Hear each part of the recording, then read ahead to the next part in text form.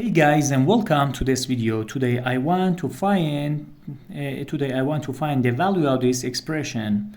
We have here parentheses 2 plus 3 times 3 plus 5.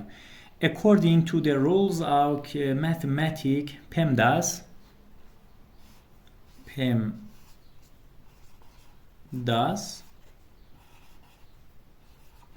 we have to solve this expression in this way. First parentheses, then exponent, then multiplication and division, and then addition and subtraction.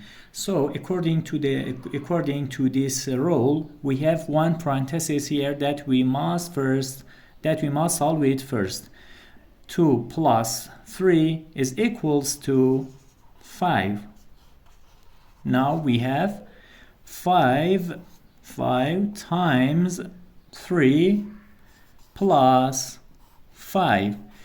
In this rule, we now must solve this. Must solve this multiplication, not this addition. So 5 times 3 is equals to 15 plus 5.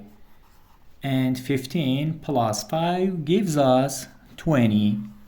20 is the final answer. Thank you for watching.